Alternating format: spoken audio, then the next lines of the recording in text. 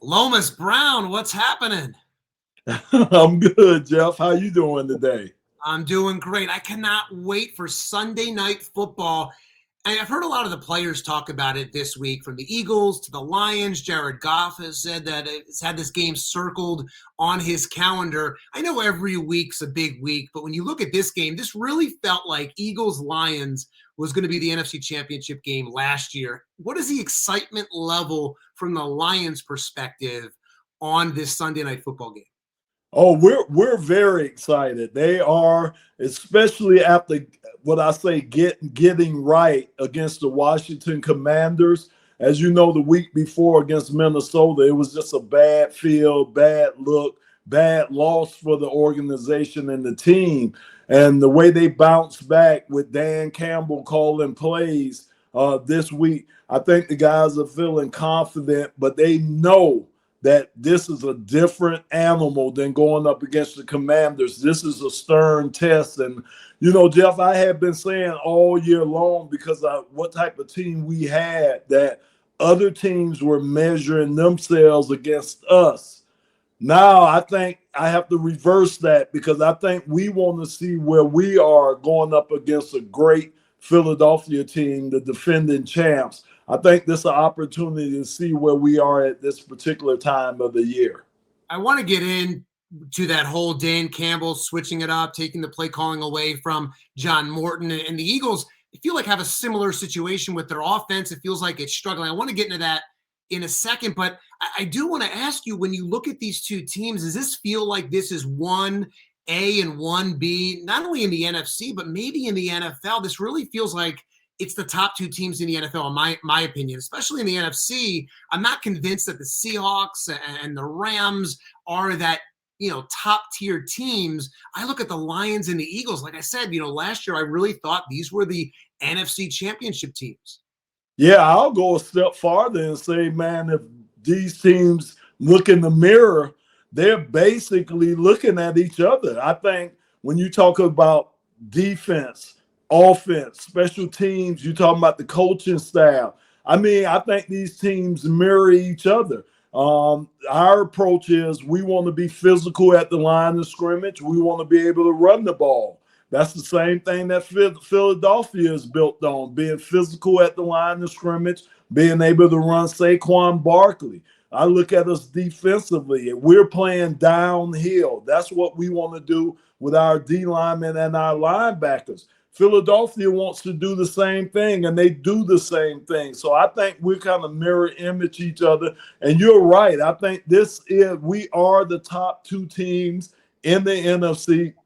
And hopefully, at the end of the year, we'll get to find out who's the best team in the NFC, because I do think Philadelphia will be there. And I count on us, the Detroit Lions, being there at the end.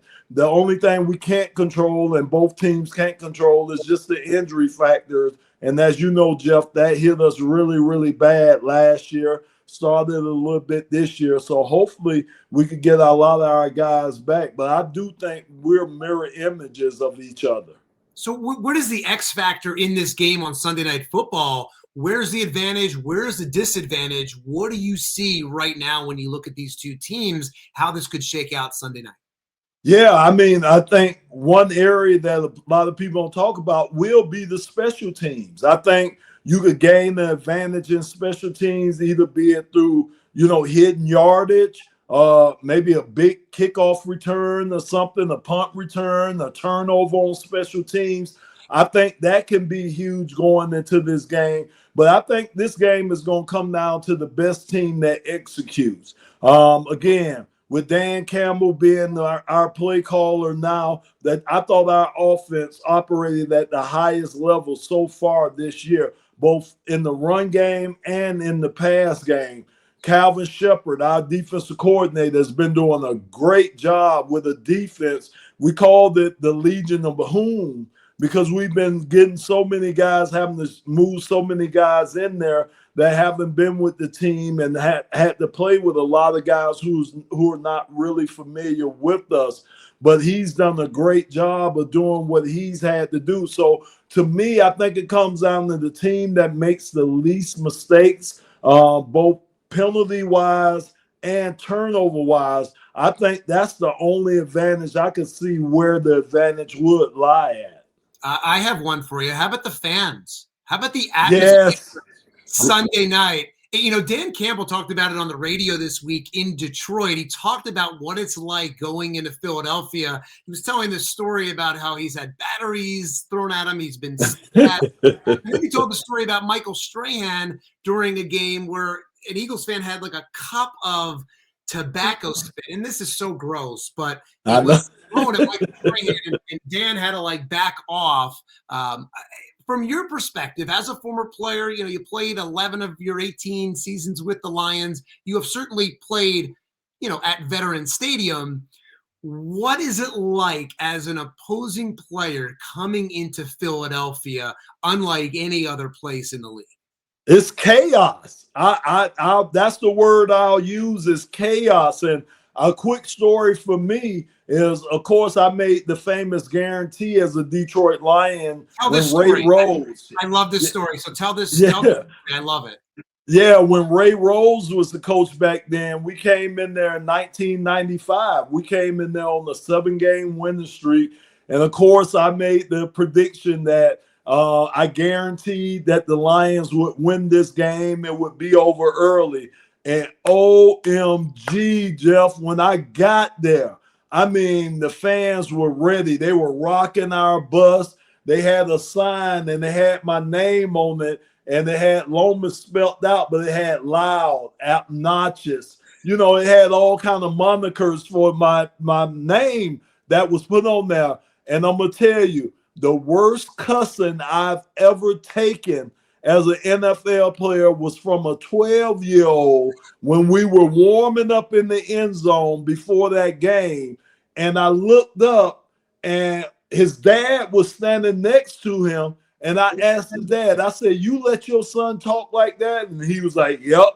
I mean, it was that boy called me every name but the child of Jesus. I mean, it was unbelievable. And you know, anytime you go into a place where they have an actual jail inside the stadium with a judge there, you know you're going into a wild atmosphere. So it was crazy every time I played at the Vet. And luckily with the Tampa Bay Buccaneers in 2002, I was part of that team that shut down the Vet after that. So I never got a chance to go to Lincoln, but I know it's going to be a wild atmosphere, whether I'm on the field or off the field.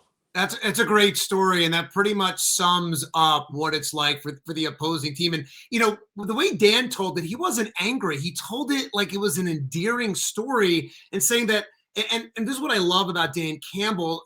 And I think Nick Sirianni is a fantastic coach, and I know Dan's a great fit in Detroit, but I always view Dan as Dan would be a great coach for Philadelphia because that blue collar mentality. And Detroit and Philadelphia, just as cities, are very similar. But when I think about Dan, I'm like, man, he would make a great coach for the Eagles just because he has that mentality. But Dan told the story like it was endearing, as if he loves this stuff.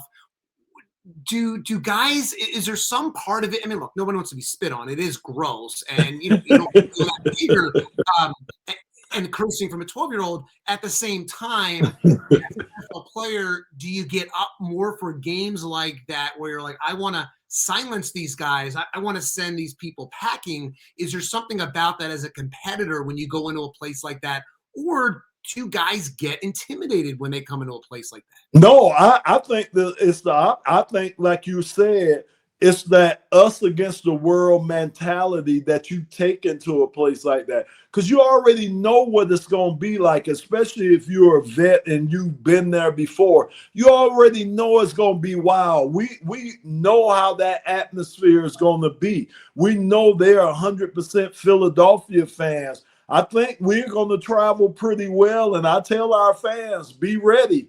Be ready, because, I mean, that is a hostile place. But you take on that us against the world mentality. And if you could go into a place, especially if you could start early in the game and kind of get the crowd sitting on their hands, it's going to bode well for you towards the end of the game. So I know that's what Dan is preaching over there. Look, we got to get in there and we have to throw the first punch. We can't let Philadelphia throw the first punch.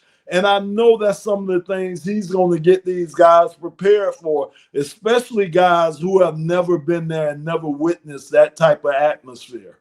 Just for the record, that 1995 playoff guarantee when Eagles fans were chewing you out, just for the record, how did that end? Oh, man, it was 54 to 30 something.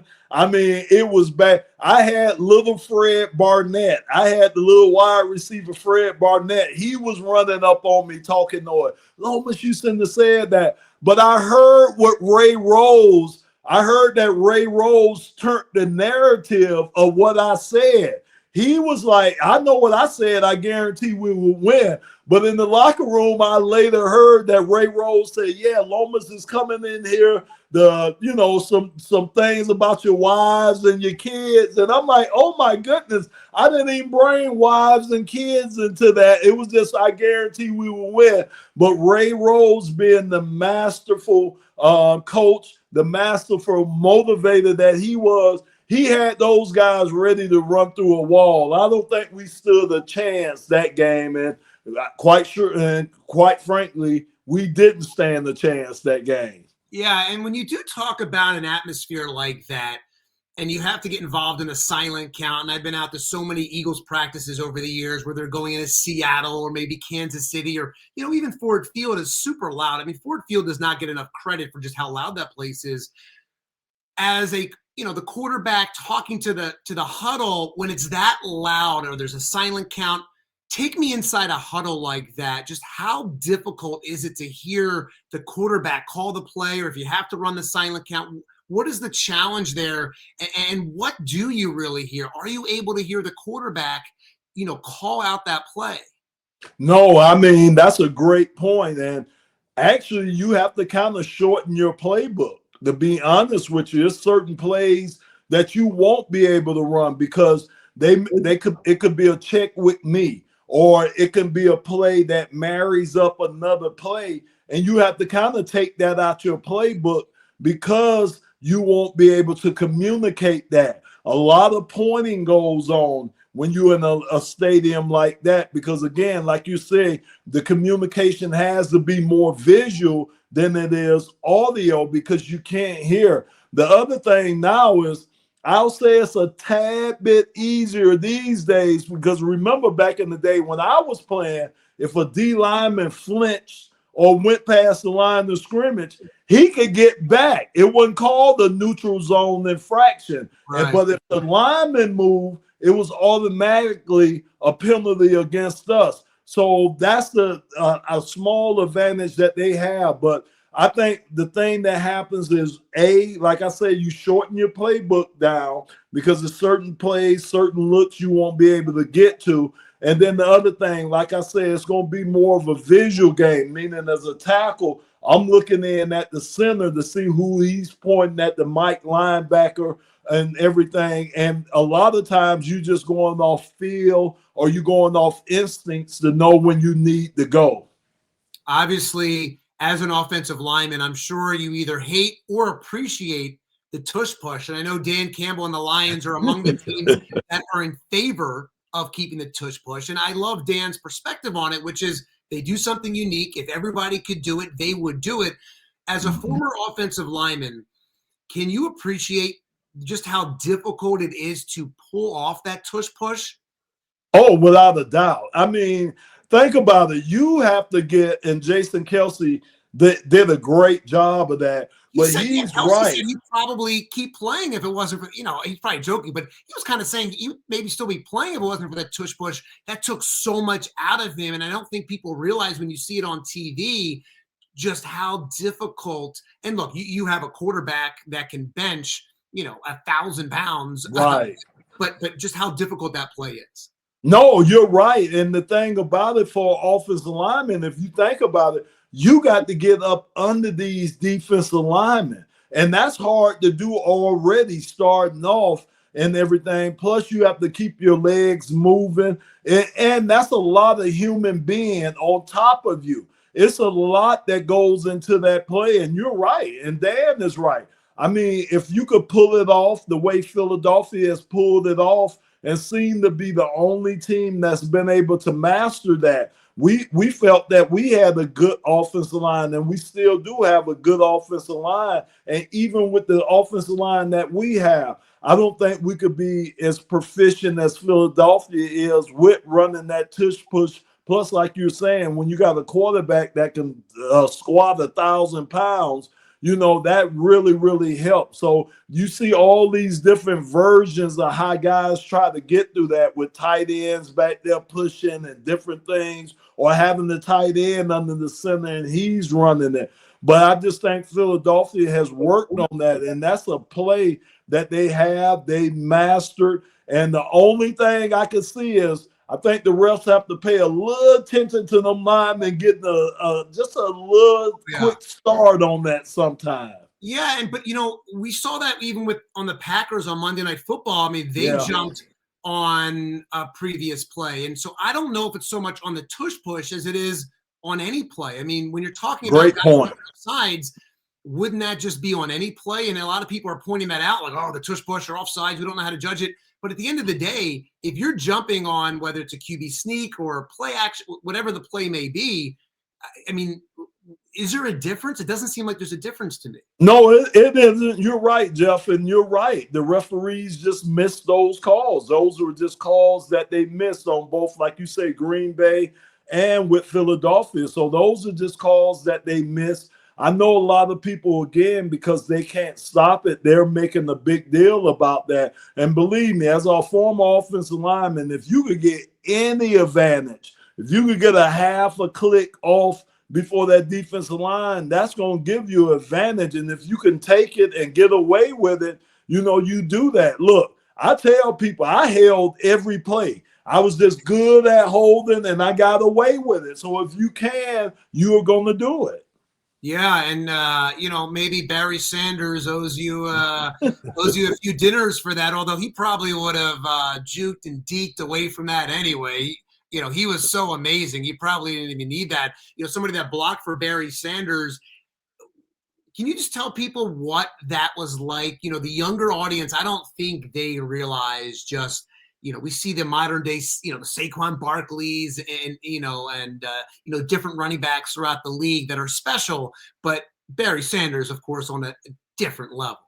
Oh, my goodness, man. The one thing I learned from blocking for Barry, is you had to stay on your block until you heard the whistle.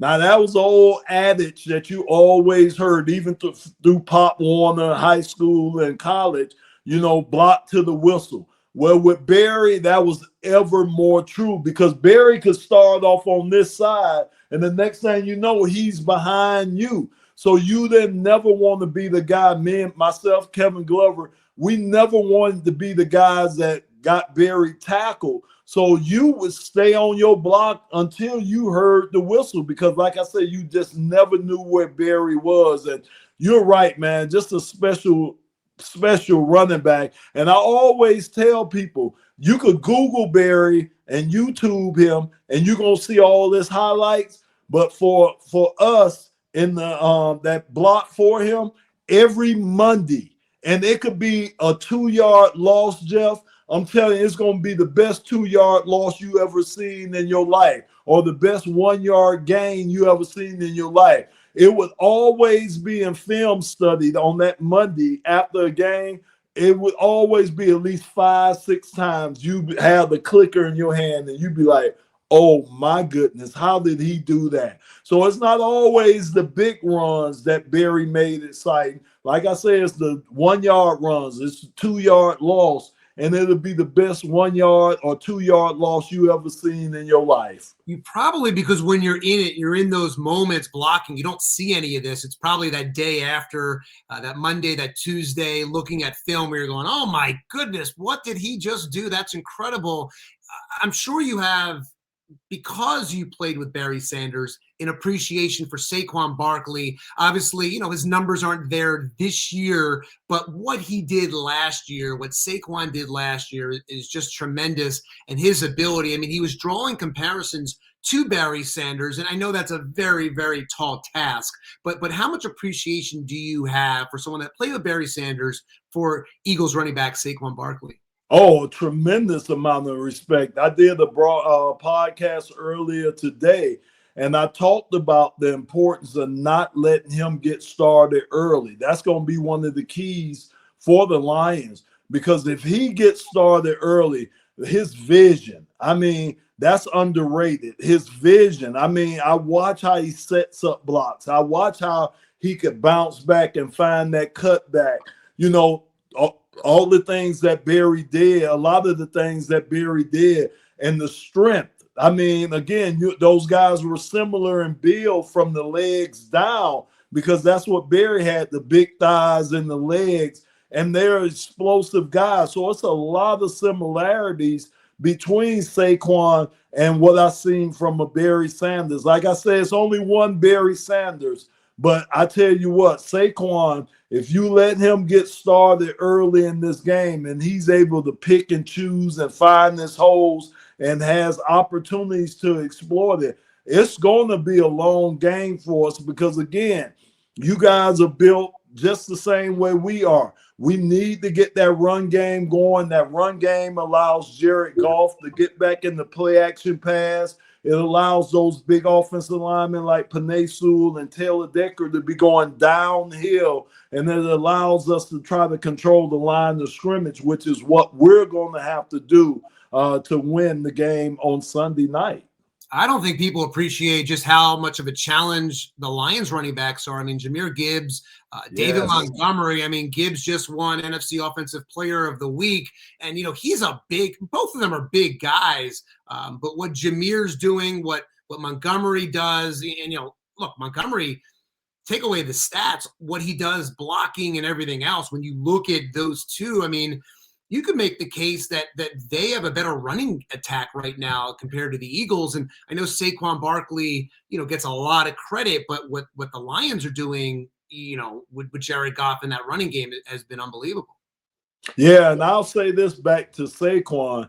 That's why I wish they would have let him go for that record last year, because you see how this league is, Jeff. You give a defensive coordinator a year to figure out things, and now you see what. So I wish they would have gave him a chance to break that record last year when he had that phenomenal year. But I think the one thing that surprises people before they play us is the way that Jahmyr Gibbs can run between the tackles. Jahmyr runs with power. Everybody knows about the speed. They know that. You get him out on the edges and he's gone. But the thing I've been most impressed with Jahmyr is the way, of course, his vision is coming along, but the way and the power that he can run between tackles now. He's been doing a great job. And the reason why I think that is because he's had a chance to watch David Montgomery do it. David is a phenomenal runner between the tackles, and he can make guys miss in tight spaces. And I think those are the things that will impress Philadelphia's defensive front, their defense period, when they watch the Lions film, is how well we can run between the tackles as a committee.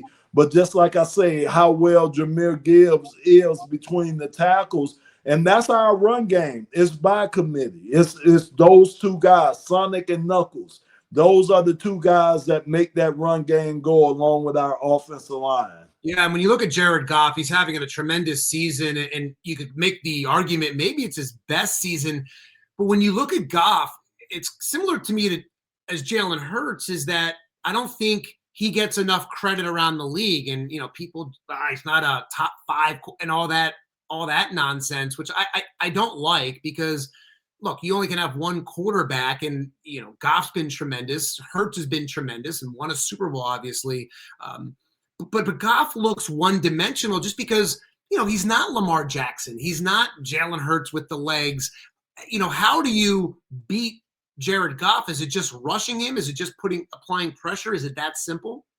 And I'll say this too. The reason why they say these things about Jalen Hurts and about Jared Goff, the one thing you'll hear is, well, they got all these weapons around them.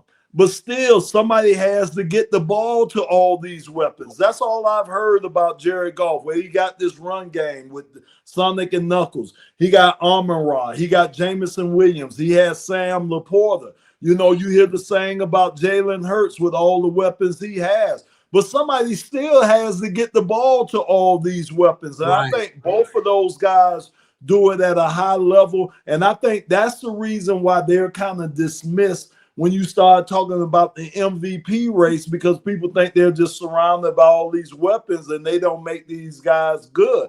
They do. And back to your question about Jared Goff, that is the secret sauce. I mean, Minnesota has showed the blueprint. If you're able to get especially that middle pressure on Jared isn't as fluid as Jalen Hurts or a lot of the other quarterbacks with getting himself out of trouble. But the thing about Jared Goff is Jared can read those blitzes. He knows where his hots are, his hot reads are. And if he has the time, if he could get it to his hot reads, he's going to make you pay. He did a lot of that against Washington. Washington tried the same thing against us. After a couple of series, they stopped trying to do it because our guys, A, did a better job up front of blocking and protecting him. But B, Jared, when he got pressure, he was able to find his hot reads. And the thing about it, he's almost like a coordinator out there on the field. So if you're in a bad play, you heard Dan Campbell say that. Jared bailed him out a couple of times this week doing his play calling, because if you were in a bad situation, Jared is smart enough to get us out of that and put us in a better situation. I'm here with Lomas Brown, former Lions offensive lineman and radio broadcaster, and a few more for you, and I'll let you go. You talked about earlier the change with the offensive coordinator and Dan Campbell calling the plays. Why was that change needed? I mean, the Lions, when I look at what the Lions have done offensively, I mean, you're second in points, 6 in total offense. What is the problem? I mean, I look at Philadelphia, and each team is different. There's been a lot of complaints about the Eagles offense, that the Eagles maybe need to make a change and have Nick Sirianni calling the plays instead of Kevin Patullo. What was going on and what has been going on with Detroit and John Morton in his first year that Dan felt the need against the Commanders last week to make that change, and obviously scoring, 44 points? That was, arguably the best offensive output of the season. And scoring on every drive. We scored at, whether it was a touchdown or field goal, we were able to score on every drive. And I think one that comes down to being more efficient. Okay, what we started seeing under John Morton was we didn't have the deep threat. So guess what teams started doing? They started bringing one of their safeties up towards the line of scrimmage. So we started facing a lot of 8-man boxes. That's what made the run game a little bit more difficult, because you got 8 guys up in the box because they didn't fear us going deep. Even though we had J-Mo, we weren't able to get the ball to him because a lot of his routes that he was running were streak routes. So they were longer routes. You seen under Dan Campbell, most of his routes were drag routes, shallow drag routes. They were quick hitters. Maybe they was outside quick hitting routes. Just to get the ball in his hands a little faster and quicker so he can use his yards after the catch. I thought Coach Campbell did a great job of mixing it up, meaning we weren't just trying to run between the tackles. We were getting a hat on the hat. Sometimes we were getting 2 hats on the hat. He was mixing in the zone runs, where Jameer could kind of get it outside. We were running between the tackles. I thought he did a masterful job of having Washington on their heels.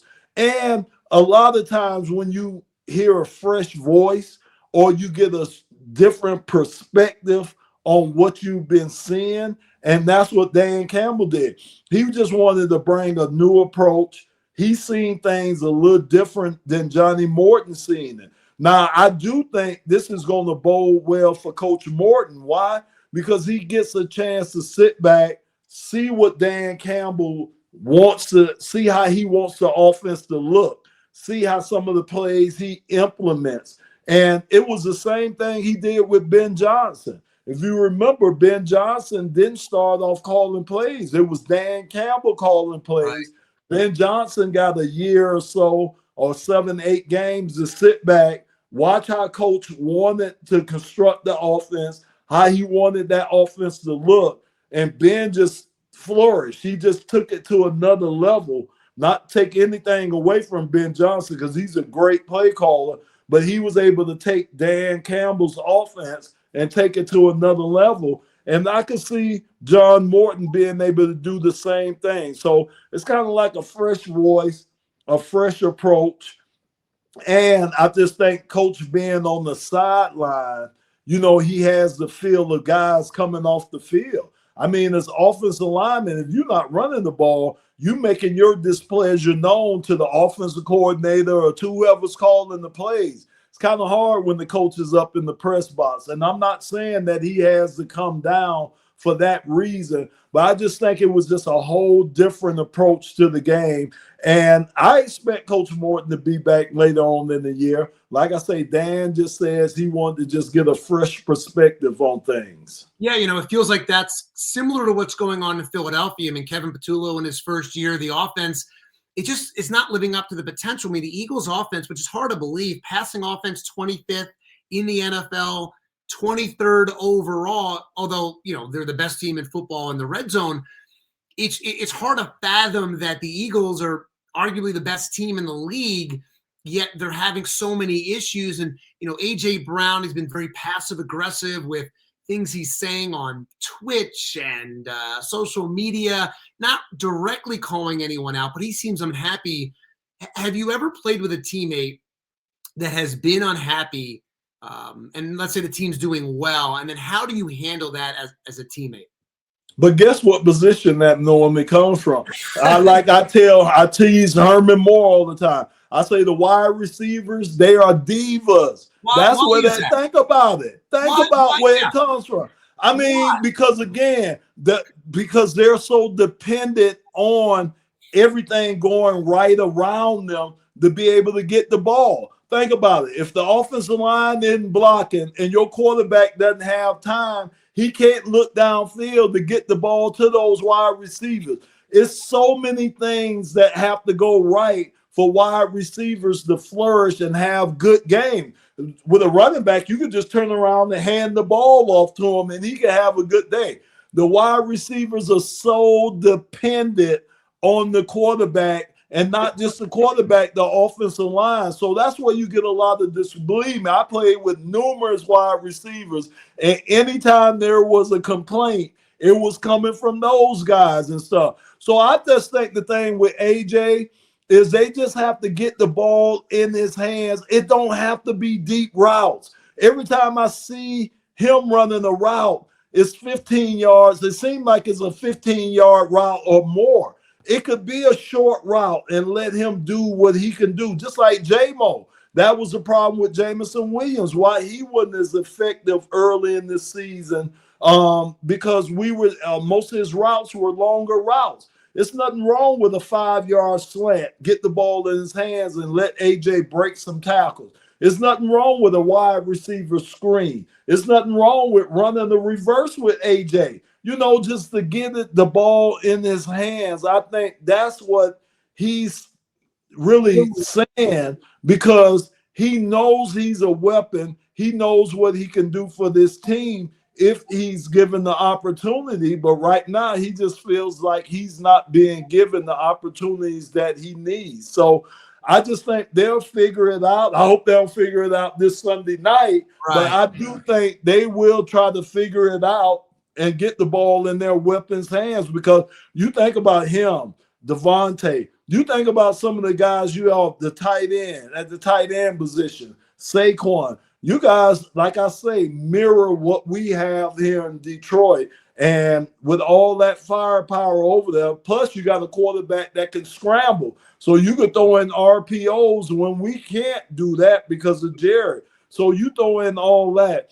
I do think that the offense should be a little better than they are or have shown so far this season. Yeah, I guess not if Avante Maddox has anything to do with it. I wonder if he's in Kelvin Shepard's ear this week. The former Eagles corner won a Super Bowl with the Eagles last year. If he's, tipping off Dan Campbell and the defense Oh, yeah. on what the Eagles like and this and that. I mean, seeing this team for so many years. And Avante's a great guy. I don't know if you ever saw, but Avante, by the way, grew up in Detroit, has a giant Lions tattoo on his arm. He showed us that a couple of years ago when the Lions and Eagles were facing off. I think the Lions were not doing very well back then, but he had a big Lions tattoo. He showed us, and I'm like, wow. I'm like, better that than like the Cowboy star. Yeah. That's what we do back here, Jeff. So, anytime you switch a team, oh, yeah, you're going to give up all the secrets. I mean, I played on 5 different teams, and if we face that team that I formerly was with, yes, sir, you sit down and you take just a quick story. Remember, I finished up with Tampa Bay under Coach Gruden. Well, remember, we played the Raiders in the Super Bowl that year when Tampa won it. Coach Gruden played quarterback that week. Remember, the year before, he was the Raiders coach. That he played quarterback that week of practice for the Super Bowl. He told us everything. I mean, if you listen to that bite from John Lynch was like, it was just like we practiced. Because Coach Gruden played Gannon in practice, and he was like, if he does this, they're going to do this. We knew everything the Raiders were going to do. So, yeah, you do that if you go into an opposing team and facing your team that you were with. So Avante Maddox is spilling the beans this week. Oh, yes, sir. He is yapping and yapping and yapping about what the Eagles and Jalen Hurts and everyone likes. And it is interesting. You guys had C.J. Gardner-Johnson as well a couple years ago. And, the thing with C.J., it feels like he's worn out his welcome everywhere. And now he's with Chicago. We got a game ball this week. And C.J. Gardner-Johnson is like a fan favorite in Philadelphia. I know he didn't play much. He got hurt with the Lions when he played with you guys out there, but it seems like the same with C.J. Gardner-Johnson. I wonder, did he wear out his welcome everywhere? But it seems like, he's after being on the couch for a month, he's doing great with the Bears. But he's been everywhere. I mean, Well, he's a Florida Gator, and I'm a Florida Gator, so I have a fond affection for CJ. And to me, that's a guy that wants to win. That's a guy that's a winner. Think about all the teams he's been on. They've won, and he is a winner. And I'm telling you, that passion runs deep. I would rather have a guy that's overly passionate than a guy that I have to jack up or get ready to play a game. And that's what CJ brought each and every week. Remember, we had the ski mask. Why? Because of CJ. He had everybody around Detroit wearing ski masks. So, I mean, he's just a passionate player. And that's where you want your passion to come out. Yeah, maybe it wears thin on some people, but if they want a passionate ball player, if they want somebody that buys in 100, not just 100%, but 110%, then CJ Gardner is their guy. All right, I've kept you way too long. I just want to I know you didn't do so well years ago with predictions, but give me a prediction, Sunday Night Football, Eagles, Lions. Well, I do expect it to be a lot more scoring than what I seen from them against Green Bay. That was hard to watch. I'm going to tell you right now. Yeah, but there was something charming. There was something charming about it in the sense of it was, and I think the announcers talked about it, Joe Buck and Troy Aikman. It was one of the most exciting, for whatever reasons, scoreless first halves. I mean, it was. Yeah, it was, but it wasn't to me. I was like, my goodness. It was just, of course, they called it a defensive battle. So, I've gotten spoiled now that I'm up in the booth. I like to see points put up, and I think that's what we're going to see. I think you're going to see two teams that go at it, like I say, two teams that mirror each other. And I'm looking for maybe like a 28, the 35 victory. I'm leaning our way on the victory. Okay. And like I say, it could come down to the end. I think this game is going to get played out all 4 quarters, and it could be a turnover. It could be a bad penalty that can kind of sway the game. But I'm looking at them definitely putting up way more points than we seen with that 10-7 Monday night game. Oh, let's hope so. Eagles fans will not be too happy if I know. well, look, they know I'm not a good predictor, so they know I'm not good at that, so they shouldn't be too unhappy with me. Well, hopefully, Eagles fans aren't yelling at you on Sunday night at Lincoln Financial Field when the Eagles and Lions go head to head. And who knows, maybe at the end of the day, this will be the NFC Championship game down the road come January. We will find out, but certainly the top 2 teams, in my opinion, not only in the NFC, but really in football. It should be a great game Sunday night. I really appreciate the time and great insight, great stories. Thanks so much. Safe travels to Philadelphia. Thanks, Jeff. All right. Thanks, Lomas. Absolutely, my good man. I appreciate you.